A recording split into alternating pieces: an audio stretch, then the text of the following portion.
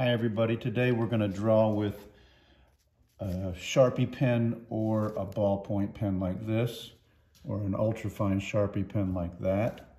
I like a black ballpoint pen myself, but you can, whatever you've got, some kind of a pen that has got black ink in it. But we're going to start with a pencil like that.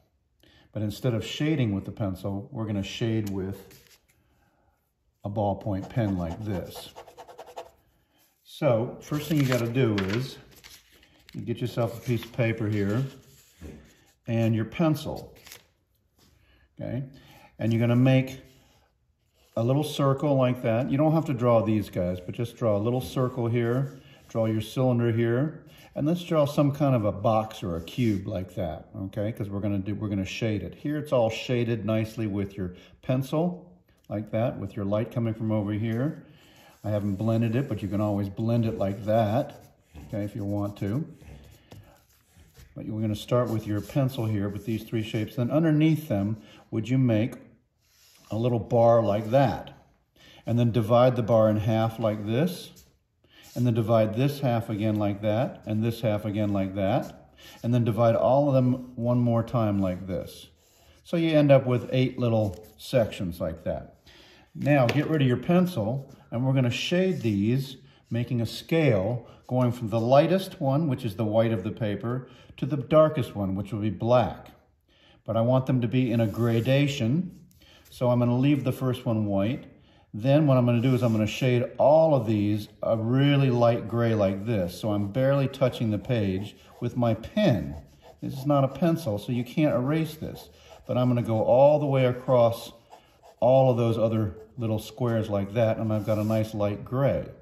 Then I'm going to go back over it and layer another light gray, but I'm going to start with the third square, and I'm going to put them right in between the ones that I did there, but I'm going to go all the way across with another layer of lines like this, but I can still see through them. They're not very dark, but that represents a nice gray with a pen, because your pen is just black ink. You can't erase it, it doesn't make gray.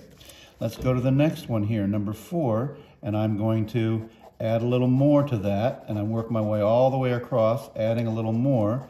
So each time I do this, my gray gets a little darker and a little darker, but I'm just using black ink from the pen here.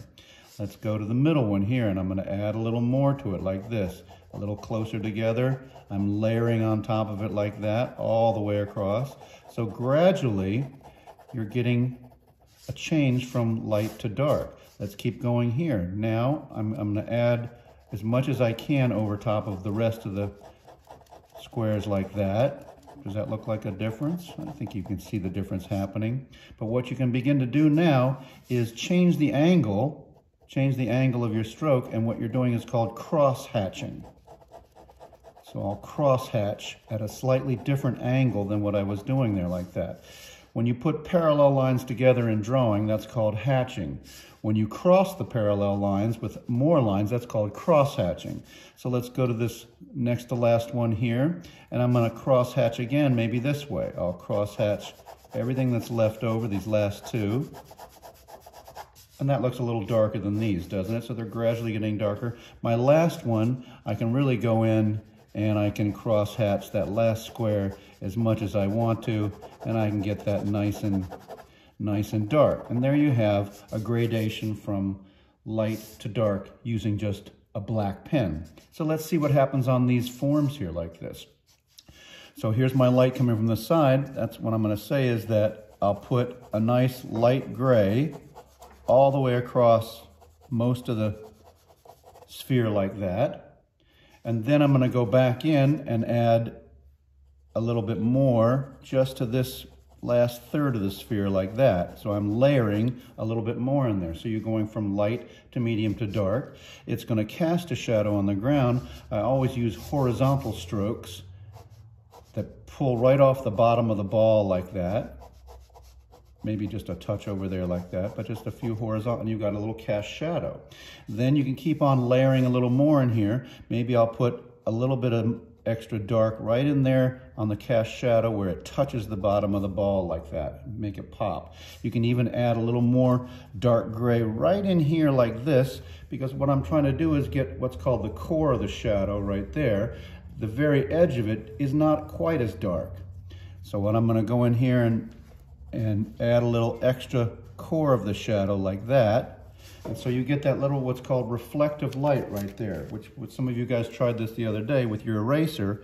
If you take your eraser on the pencil drawing and you just take off a little bit of the edge there like that, it gives you that nice reflective light. Here you do it on the cylinder too. You take off just a little bit of the edge there like that. But you can't erase with pen, so how do you get that little reflective light? You have to add a little dark right in here next to it. Same thing on the cylinder. Sometimes when you're doing a curved surface, you can let your hatch lines curve with it. They can follow the circumference, they can follow the form like that, so they shade it as well as define that it's curved, isn't it, like that. Then I can go back in and layer some more right on this edge here, like that. I'll just layer a little bit more in there like that. So I'm going from light, medium, dark. It's going to cast a shadow. So again, horizontal strokes. I pull out from the side of it like that. It can be a long shadow or a short shadow, but then I will layer in a little extra black right in there on the ground where it touches it like that. If you want to get the core of the shadow happening, you can add a little more in there like that, okay?